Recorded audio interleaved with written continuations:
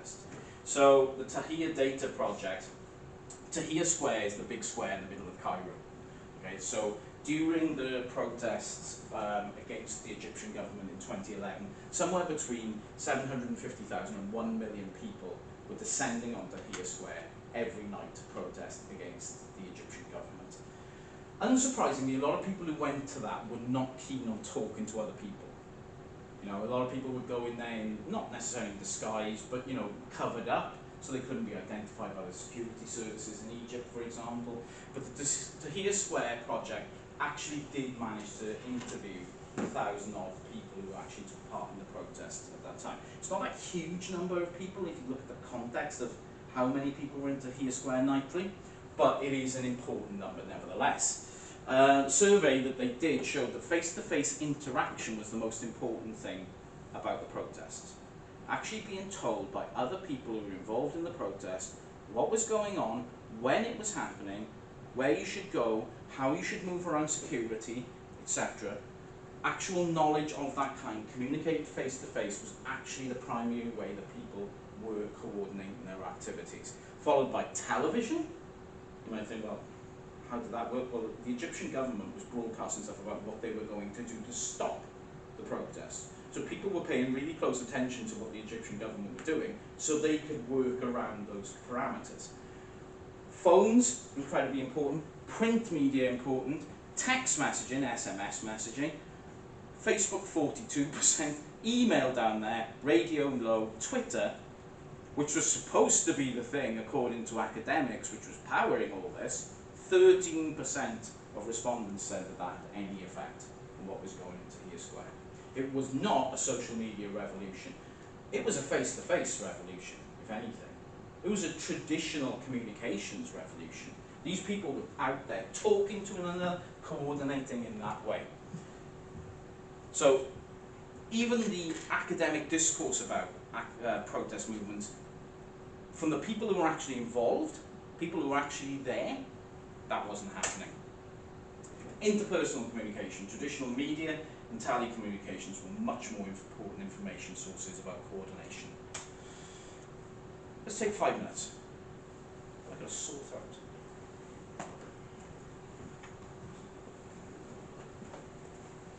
We should only be about 30 minutes, second half, I hope.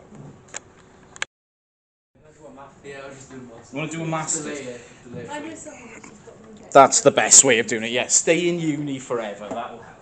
He's been in university since. Put off reality as much as you can. That's the best way of doing it. Okay, so similar to the research done with Tahrir Square, research done with Occupy indicated, again, that face-to-face communication was actually much more important than it was given credit for, although with Occupy, there was some indication that the participants in Occupy did use social media more in terms of a coordination tool.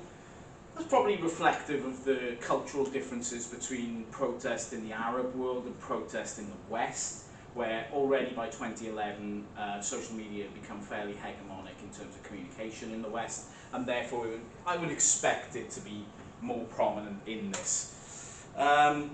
So the Occupy Media Survey, so the broadcasting and newspapers had a much less important role than the internet in this protest, which is again reflective of trends in Western media consumption. Facebook was actually a very popular source of information, but older online media such as email and websites played a much more important role than what we call Web 2.0.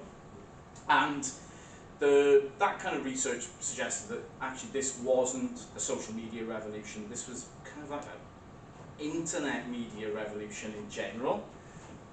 You can't really call it revolution in full stop, I don't think. Now, Jeff Juris, who was a PhD student at Castells, did a really in-depth participant observation at Occupy Boston, one of the sites of the Occupy protest.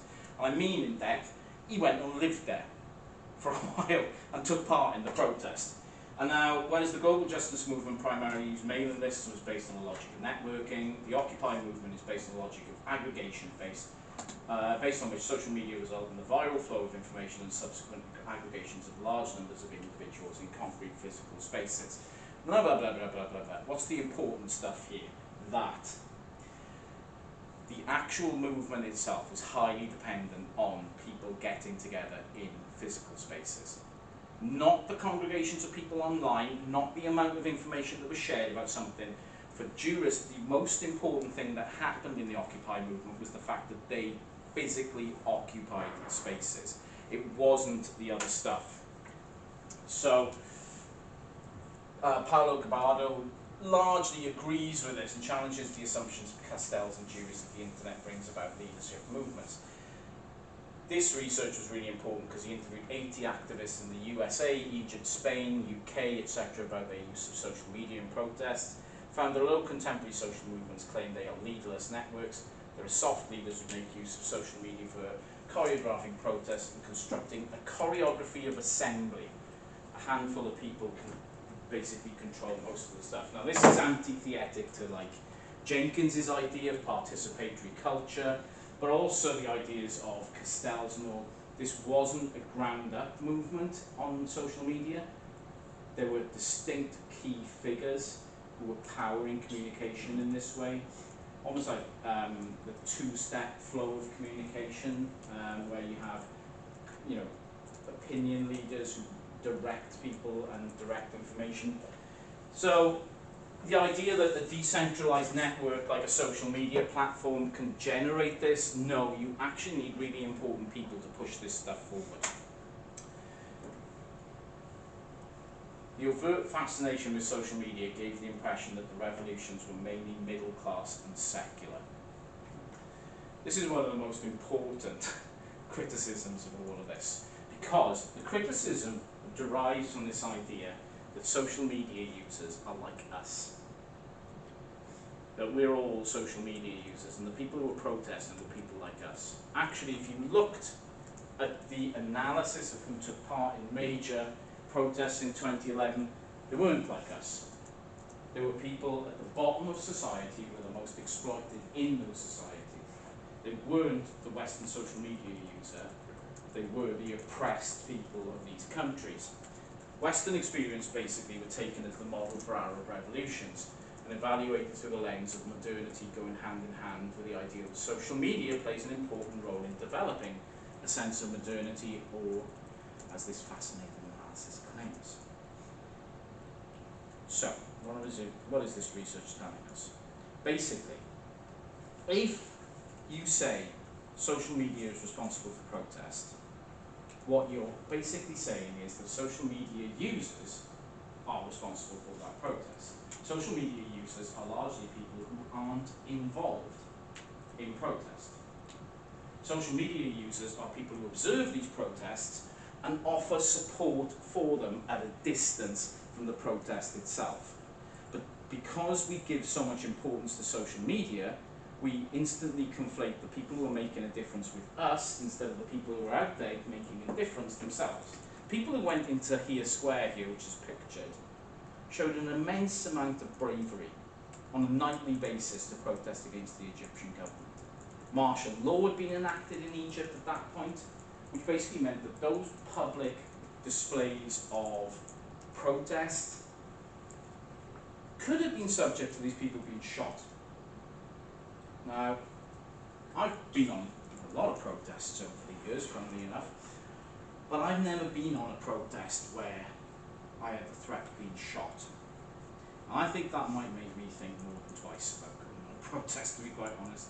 If there's a military or a police organisation out there with the legal, under martial law, the legal ability to shoot anyone they see in a protest. I think I might stay home probably, you know. May say a lot about me, but there you are. That, you know, is it worth it? I'm not sure it is at that point. But these million of people who were going out every night into Cairo, they thought it was worth it.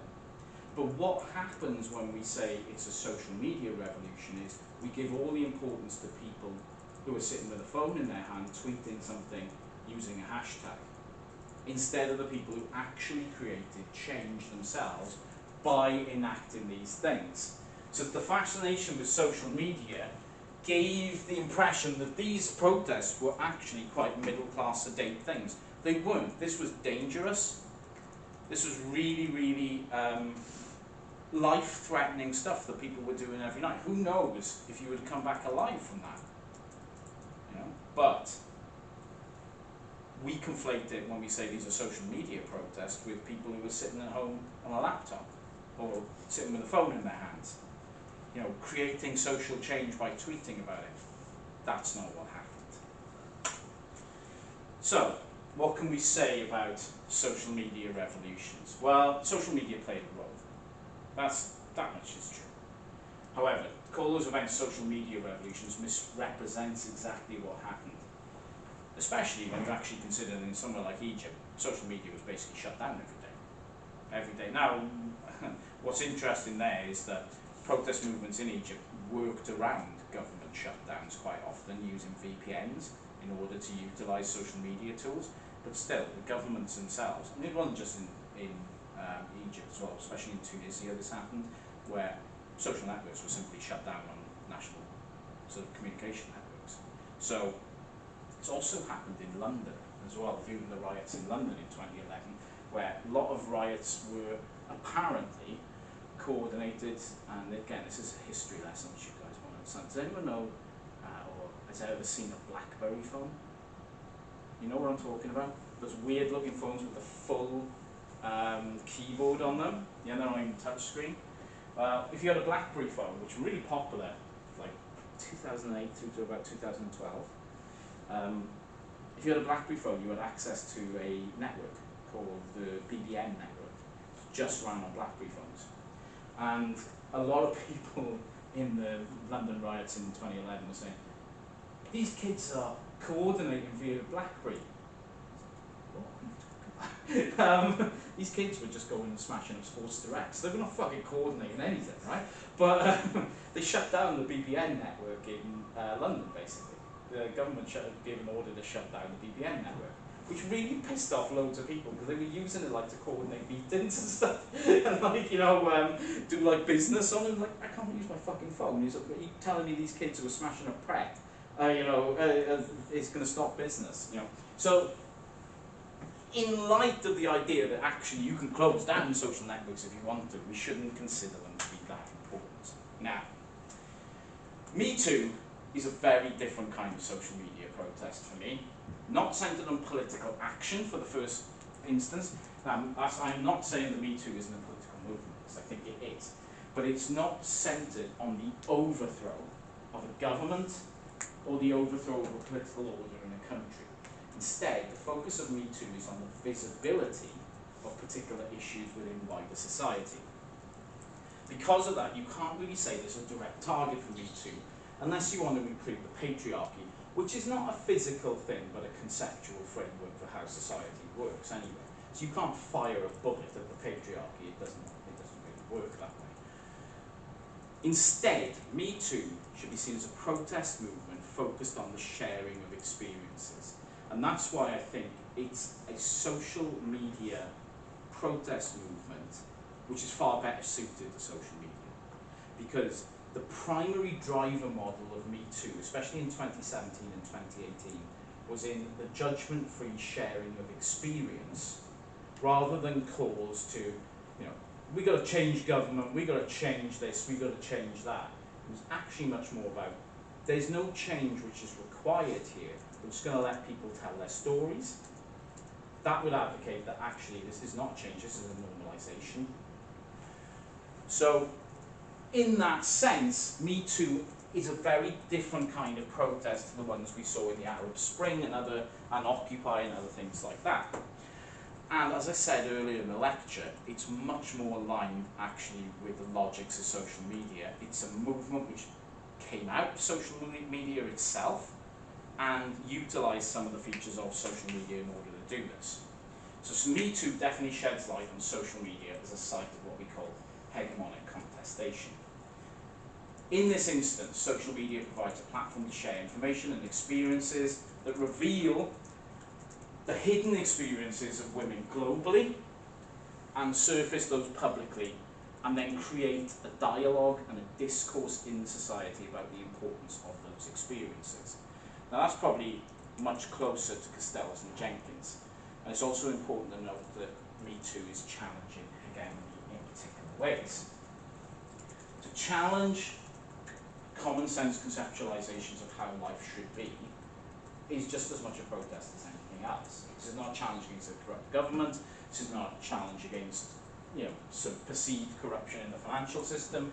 This is a protest against the structure of society itself that allows men to abuse women in full sight of society itself, and that goes unnoticed. And to use social media as a platform to make visible those points. So, for me, that's Gramsci. I'm sure I've used that slide before. That's Antonio Gramsci. For me, the importance of Me Too is in challenging the hegemony of patriarchy in societies. Me Too works, I think. I've got to be extremely conscious about saying things like this. This is the ultimate in mansplaining at this point in time. You've got a white man standing in front of a room of people telling them how feminist protest works. I'm not comfortable with doing that, but I am simply going to, on the basis of my academic knowledge, give some ideas of what I think has been happening here.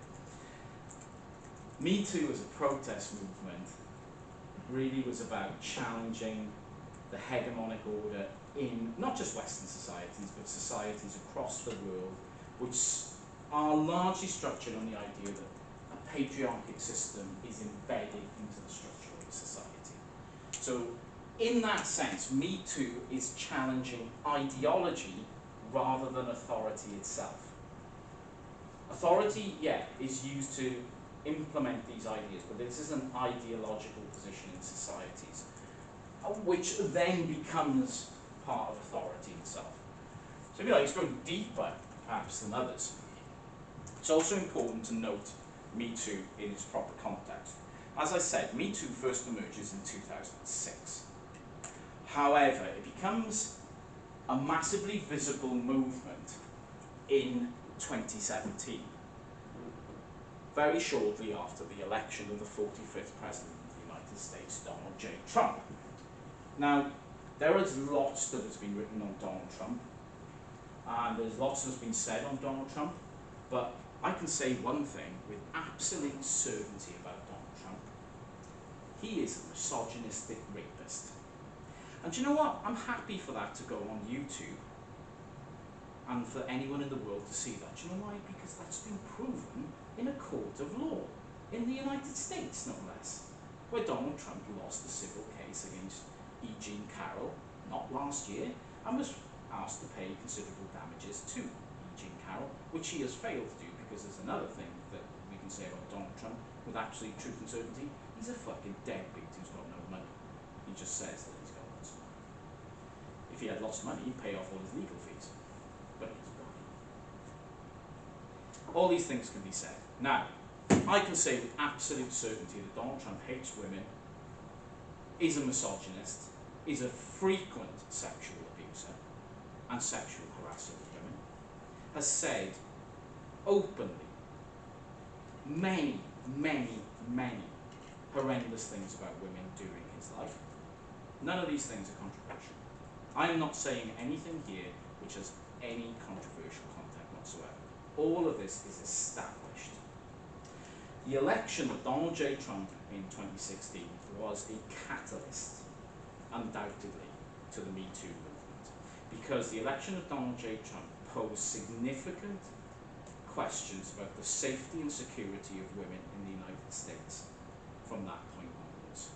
We've seen some of those problems emerge in the time since then. For example, women's autonomy over their own bodies has been significantly altered as a result of Trump's presidency and the decisions he made over the Supreme Court and its composition during his time in charge of the United States, where now, effectively, abortion is no longer a right given to women in the United States. It has been delegated down to a state level for decisions to be made. And many states in the United States have taken away the right to choose from women. None of this is controversial, all of this is fact. In the historical context of the United States in particular, but I also think this is not limited to the United States, we have seen since 2010 a pushback against women's rights, women's equality, and the treatment of women in public life has become considerably worse over the past 15 years, I would argue. And in that context, Me Too emerges as an important counterpoint to the prevailing social sort of movements against basically the hard-fought but not final victories that women have had since the emergence of second-wave feminism in the 1960s. These were hard-fought and hard-won equality rights, which are being generally, slowly pushed backwards upon by Western societies. So, on the 24th of October 2017, the Me Too hashtag began trending on Twitter. Now, first person to use the phrase was Tarana Burke in 2006, as I said, on MySpace, as it existed then. It gained widespread attention when Melissa Milano used it as a Twitter hashtag in response to allegations of sexual assault by the Hollywood producer Harvey Weinstein. Following Milano's disclosure of sexual assault by Weinstein, which was an open secret in Hollywood for many years, and it certainly wasn't Melissa Milano alone who was assaulted by Weinstein. There were many female actresses and female professionals working in Hollywood who were assaulted in the same way, and it wasn't limited to Weinstein either. This is, again, another open secret in Hollywood that producers in Hollywood, wealthy, powerful individuals in Hollywood have been using their position for decades and decades to abuse female workers in the industry. But following this, Milano encouraged very important twist members of the public to join in using the hashtag to showcase the magnitude of the problem of sexual violence in society itself. The hashtag was used 12 million times in the first 24 hours. That is a powerful statement. And would go on to be used several billion times during the course of the next few months. So, this movement, a social media movement in itself, which then gains traction via social media and is repeated and reinforced via social media, starts to become publicly visible in this way. Basically what happened was survivors took to social media to share their experiences and engage in what became termed as, afterwards, call-out culture. Following a growing trend to willingness to engage with resistance and challenges to sexism, patriarchy and other forms of oppression. Make visible and challenge rape culture, misogyny and harassment, and others would emerge as well, like being raped never reported as another hashtag which sort of emerged at the same time. Now, the historical context of Me Too has to be acknowledged. The long history of degrading comments about women by Donald Trump, long history of misogyny, ongoing and historic allegations of sexual assault and harassment from the President of the United States himself. These were important catalysts to Me Too. There's no doubt about that. Now, Resist Trump emerges at the same time as Me Too, basically. Now, what I'm going to do there is position Me Too as an important catalyst to other protests as well, which are not the same as, but share some of the same characteristics as Me Too. But Resist Trump, and a movement that sprung up largely in America, included some of the arguments of Me Too within it, but made the context of Me Too wider too, and at the same time narrower to focus on Trump as a figurehead of patriarchal society himself. You may not have heard of Resist Trump because it wasn't very successful, because there's a hell of a lot you can do with a hashtag against the president. It would be wrong to suggest they're similar to one another, but the culture of protest at Trump gave a shape to both of these things. Me Too wouldn't have existed without, well, Me Too as it became wouldn't have existed without Trump. It wouldn't have been popular without Trump. It captured a particular zeitgeist captured a moment where people were unhappy that this man had become president of the United States. That was a catalyst for people being willing to share their experiences, which they feared would become, embodied in the image of the president of the United States, who would largely be, let's be fair, he's a sexual predator in his own right. It is also indicative here as to why this took place on Twitter. Donald Trump is the Twitter president. It's ironic to me that he can't use it anymore, but he largely became president on the back of his Twitter account, because most of the mainstream media would not give him any coverage when he first started running for president, because they thought he was a joke. Even during the presidential campaign, most of the mainstream media did not take him seriously, because they thought he was a joke, because he is a joke. He's not a politician. He's not in any way equipped to run a country, as the people of America saw between 2016 and 2020. He was completely unable to execute the role of president in itself. He basically gained all his traction from using Twitter and saying outrageous crap on Twitter, which was all basically a bunch of lies, right? And protest at him, therefore, via that platform, became a very important way of marginalising Trump's message and putting pressure on Twitter as a platform as well to get rid of him. Now, Twitter wouldn't do that until January the 6th, 2021, when he tweeted out his support for the insurrection in Washington, D.C. So they dragged their heels on it for years. But it certainly had an effect that the platform that he was using to be president, to become president in the first place, and while he was president, became a considerable site of protest against him. That was definitely a challenge to the hegemony of what was going on. He was a target which it worked on, basically. Now, in the context of Me Too, full knowledge here, there's two women, by the way, making this point. Okay, so you've got Nancy Bain and Jean Burgess. Twitter activism is often characterized as what we call slacktivism. And I've been very careful with my selection of academics for this slide, because we're talking about criticism of a women's movement here, so I'm only picking women. CZ Papachiesi argues that Twitter is part of the creation of what we call an effective public. The hashtag serves as a locus around which feelings can build and events can happen. But hashtags are ripe for invasion by humans and bots to distract and harm rather than share in a community. Now, the slacktivist criticism of things like Me Too, it's not meant to say, like, just using a hashtag means it's not important. What it is saying is that there are barriers to effective change in societies just by doing it on social media. There has to be something more than just social media to make change happen. There has to be some kind of effective thing that happens in real life. Because the nature of social media is ephemeral. Eventually people will move on. They will move on to a different thing. People will forget about the messages which have been said. Many millions of tweets that were sent in Me Too, they've gone.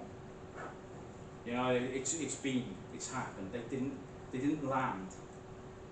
And that's an awful thing to say when you think about the context of who was making those tweets and for why they were doing it. That's a fairly awful thing to think that people laid bare the experiences they had, and it's just gone. It's part of history now. It's not been effective in that way. Did the Me Too movement have substantive change? Well, it brought some people to justice, there's no question there, so you can say, that in itself is welcome. But has patriarchy changed? No, not really. It's going to take more than just, sharing stuff on social media. But, and you just worry that, November this year, are they going to put him back? Because if you think women's rights in America have taken a nosedive in the interim period, you wait till he gets back in charge. So it would be, that's where the actual site of protest against people like Trump and against patriarchy in society should take place is actually in society, not just on social media. And that's really the root of the slacktivist argument here. So I'm not saying it's worthless to do this kind of thing. It's not. It's actually really important. But it has to be accompanied with something else as well. Now, social media protest is not going anywhere. We need to understand that the effectiveness of it depends on the number of users, the targets, the ideological foundation, the effectiveness of communication, effectiveness of message, the context of the protest, and how it relates to real life change, most importantly. Social media can be really effective for protest. Me Too as a movement was, and I don't want to use was, I hope still is really effective. But it needs to be accompanied with other things as well. Until that happens, until political progress and social media protest is linked together, it's only going to be limited effect. Right. Is anyone got any questions? No? Alright. See you tomorrow. And I'll tell you how to do assignment 2.